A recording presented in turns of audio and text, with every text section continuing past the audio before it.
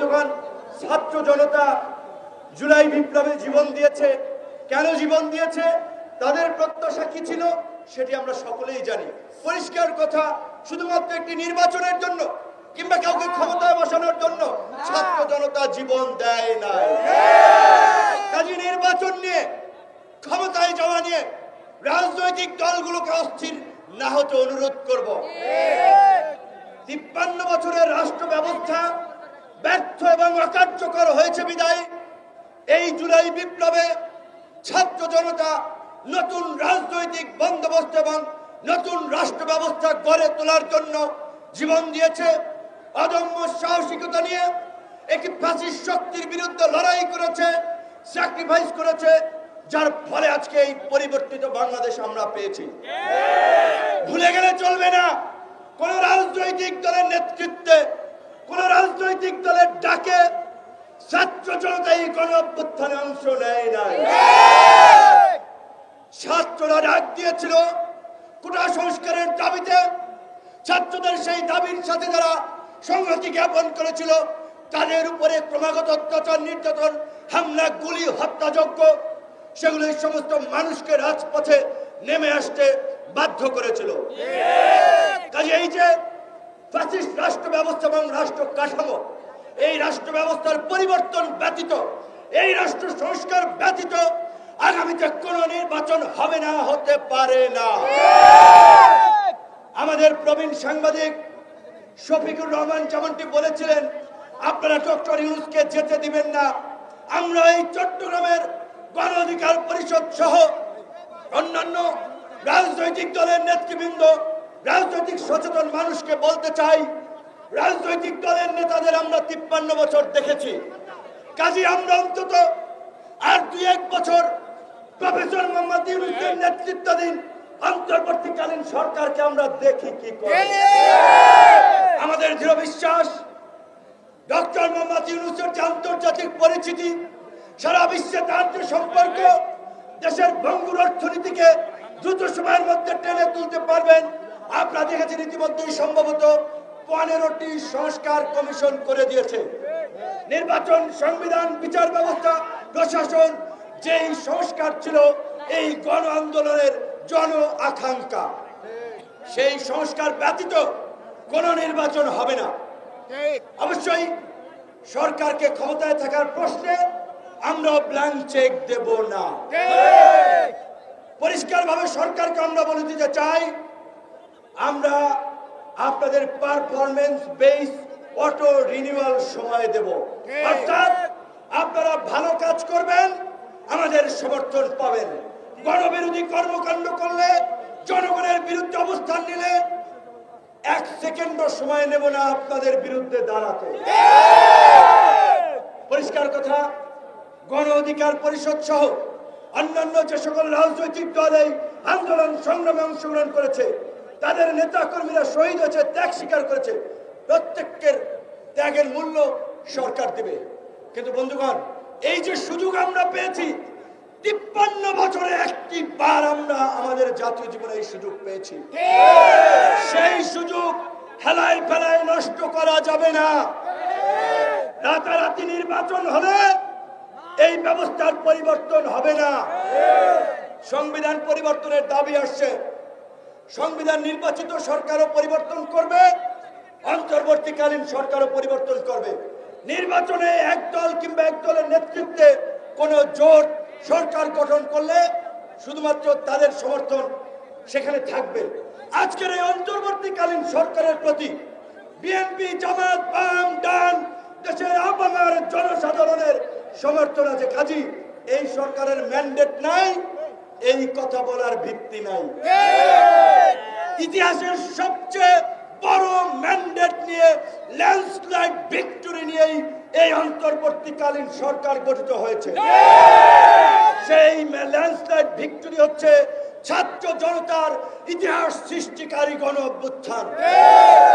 এই গণ অভ্যুত্থানে যে নির্মম হত্যাযজ্ঞ চালিয়েছে, সেই দমন-পীড়ন চালিয়েছে, সেই ফাঁসিবাদের পুনর্বাসন করার জন্য, ভাগ বাটোয়ারার রাজনীতি জারি রাখার জন্য কোন রাজনৈতিক দল আওয়ামী লীগকে রাজনীতিতে স্পেস দেওয়ার কথা বলছেন।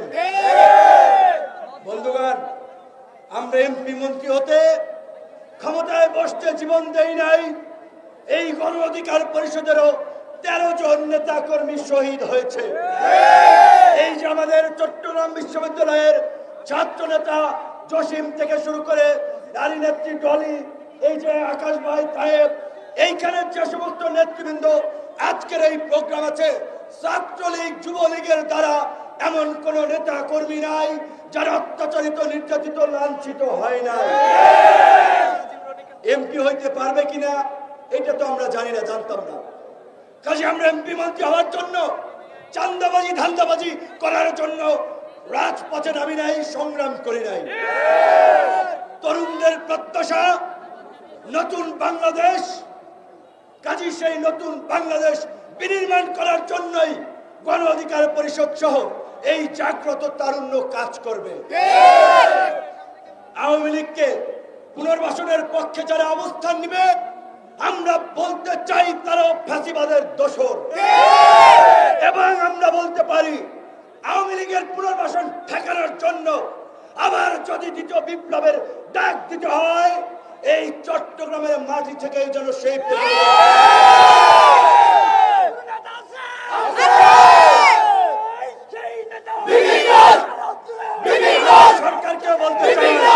সরকারকে বলতে চাই, দায় সারা কথাবার্তা বলে ছাত্র জনতার সাথে প্রহসন করবেন না।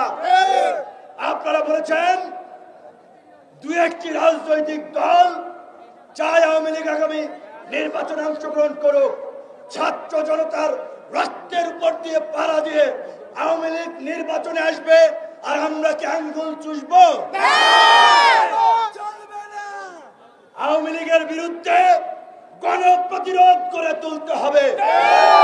প্রত্যেকটি পাড়া মহল্লায় আওয়ামী লীগ, ছাত্রলীগ, যুবলীগের নাম যারাই মুখে নেবে তাদেরকে প্রতিহত করতে হবে। দ্বিতীয় বিশ্বযুদ্ধের পরে জার্মানিতে নাৎসিরা নিষিদ্ধ হয়েছিল, ইটালিতে মুসলিনের পার্টি নিষিদ্ধ হয়েছিল, ইউরোপের অন্যান্য অনেক দেশেই নজির রয়েছে। গণহত্যা এবং কর্তৃত্ববাদী শাসনের কারণে অনেক রাজনৈতিক দল নিষিদ্ধ হয়েছে। কাজেই আন্তর্জাতিক অপরাধ ট্রাইব্যুনালে খসড়া আইনে সংগঠন হিসেবে আওয়ামী লীগের বিচার না রাখার বিধানকে আমরা তীব্র নিন্দা এবং ঘৃণা জানাচ্ছি।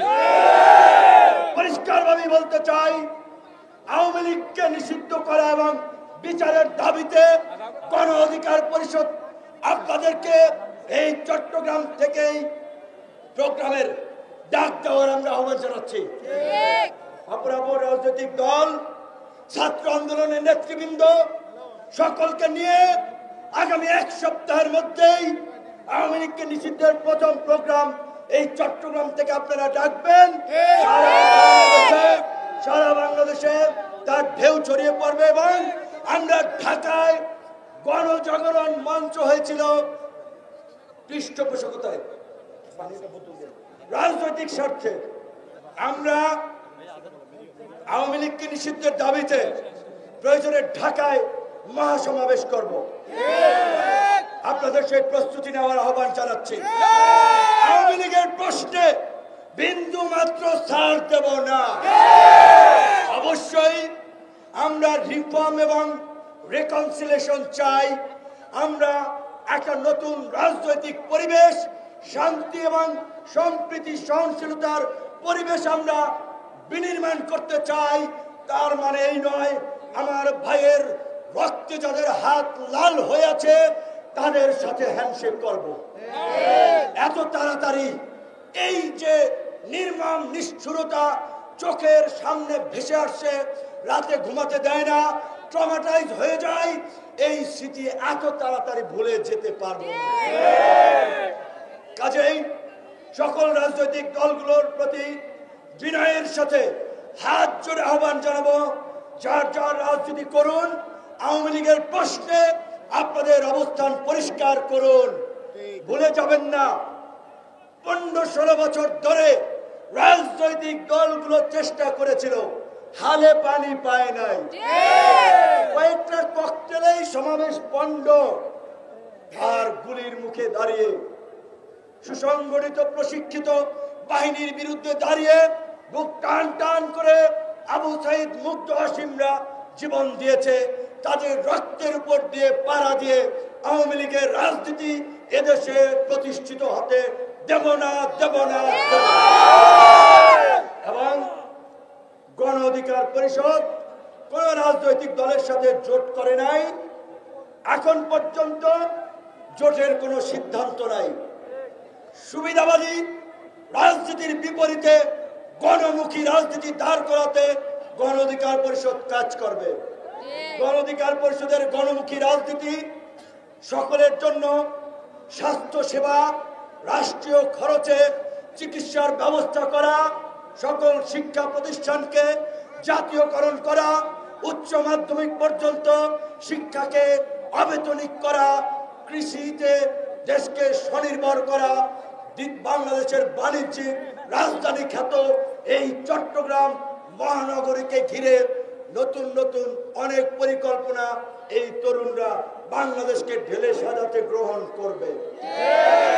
তাই চট্টগ্রামবাসীর প্রতি আমাদের এই তরুণ নেতৃবৃন্দকে সাক্ষী রেখে বলছি, আপনারা এই পুরানো জঞ্জাল পরিষ্কার করতে তরুণদেরকে সামনে নিয়ে পথ চলুন। আপনারা ভুল পথে হাঁটবেন না। চাঁদাবাজি, টেন্ডারবাজি, দখলবাজি হাত বদল হয়েছে, ব্যক্তির বদল হয়েছে, সিস্টেমের বদল হয় নাই। সেই সিস্টেমের বিরুদ্ধে লড়াই করবে গণ অধিকার পরিষদ।